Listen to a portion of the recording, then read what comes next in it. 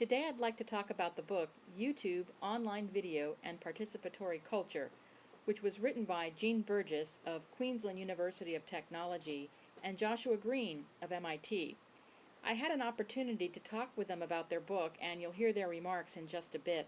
But just to set things up, I wanted to talk a little bit about their methodology for how they came to some of the conclusions that they arrived at.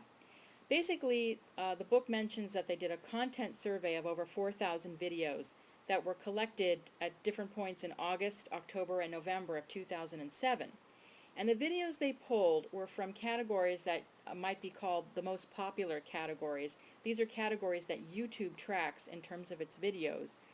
They looked at most viewed, most responded to in terms of video responses, most discussed in terms of text comments posted to the videos, and most favorited. The press is going to measure popularity more traditionally in terms of views, but I think it's very interesting to look at other kinds of levels of engagement with the site. So their methodology, I think, is very useful because it provides a snapshot of what might be called, in certain measures, popular content on the site at the particular point in time. And it provides details about, what is the most popular content on YouTube as measured in these ways. So they made a differentiation between user-created content and content that might be created by, say, traditional media sources. This would be like clips uploaded from a football game or soccer game or other kinds of sports or television shows. And they wanted to know what material is being uploaded and who is doing the uploading. This methodology, I think, is very helpful because it enables a cross-check on what's been said about YouTube in terms of what's popular on YouTube and what their survey, what their sample actually showed. With that introduction, I'd like to turn the floor over now to Drs. Burgess and Green as they talk about how they approach the study of YouTube. The project that we took up was to treat YouTube as an object of study. So rather than, for example, saying, well, I'm interested in web politics, so how is that playing out in YouTube? Although that's part of it. Or rather than saying, I'm interested in vlogging or remix culture. Exactly. Yeah. And so, but although all of that is in there, it's YouTube as a very, very complex, unstable, uncertain, dynamic object of study that is at the centre of all of it. So hopefully it'll be useful as kind of, one building block in the conversation that we're all starting to have about what to do with YouTube and what it all means. First of all, we found a hell of a lot of user-created content in the sample. There was a lot of material from traditional media sources, but there was a lot of stuff from from people working outside of, say, the traditional media industries.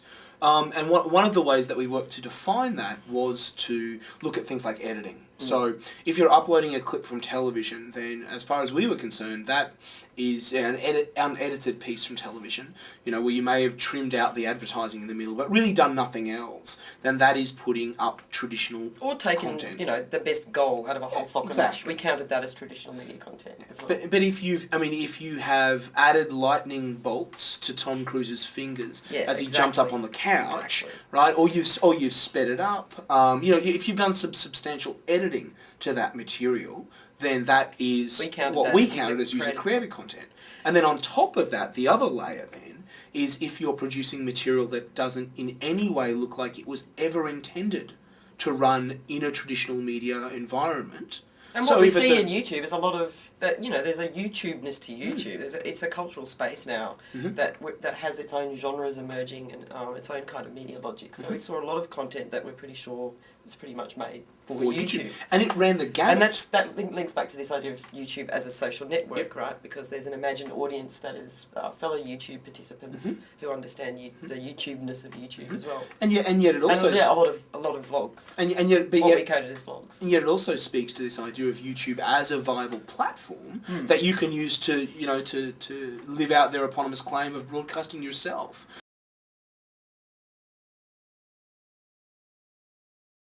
Our data would suggest that users engage in a dialogical and participatory way more with content that is perceived as user-created. Yes. So that vlogs about YouTube get the most video responses far more than something else, whereas So when you look at videos that had the most comments or the most video responses, that was predominantly user created. Mm-hmm. When you look at videos that were most viewed and most favorited, what we saw is a different pattern where we saw more traditional media content. But for example, we saw a lot of music videos in the most favorited, which makes perfect sense when you think about this, again, this idea of a social network and what people are actually doing with media in their lives. So when you add something to your favourites on your YouTube channel, that's it's a marker of your identity, it performs your cultural tastes.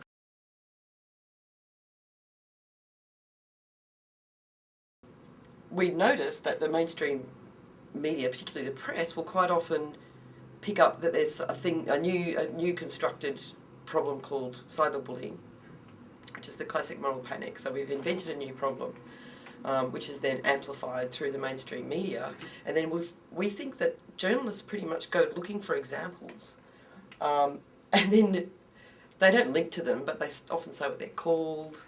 And they often allude to there being a wealth of this activity on YouTube, but which of course overstates, you know, either the extent of the number of videos or how likely you are to come into contact with them. But you know, a student who was working with us on this bit of the project, Paul Brand, actually went and tracked down a lot of the videos, and we found that oftentimes, even after that newspaper article, they'd only had like 500 views, and we were dealing with videos that had like 5 million views.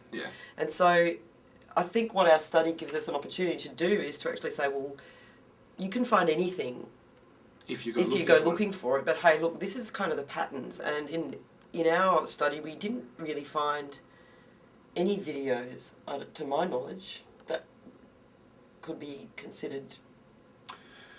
I mean, there were a few fetish. Stunts. There were a few fetish videos. There were a few stupid stunts. But cyberbullying. But there were no videos of kids beating on kids.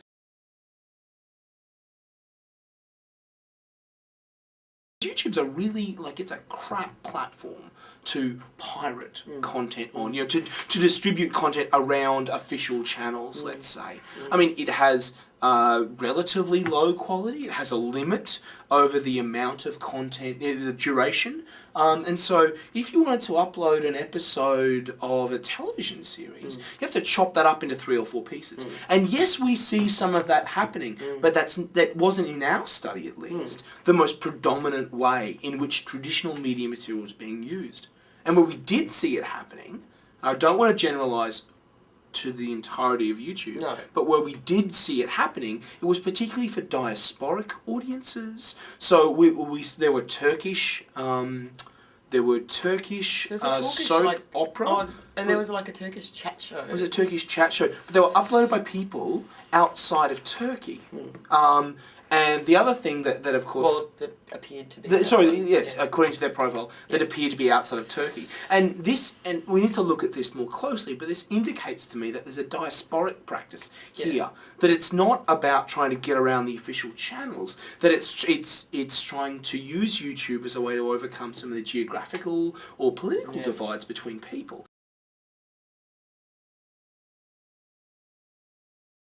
I'm thinking about What the Buck here particularly. You know, the video always ends with this "remember to subscribe." You know, and so we love What the Buck. Oh, he's hilarious. But what I find interesting about that is that the people who are watching, I mean, who are the people who watch those videos? And are they already subscribers to the channel? And if they are, why the constant reminder to subscribe? And I'm thinking it's partly for, you know, if the video's passed along or people stumble upon it. But I also think that the remember to subscribe is a sign-off that is also a wink at the way that YouTube works and at his participation within YouTube. So by ending all of his videos with "please remember to subscribe," what he's saying is, I know how this works and you know how this works. And we're in YouTube, I'm in YouTube, and we know what it is. And this is what we do. You know, and I think it's fascinating. Totally.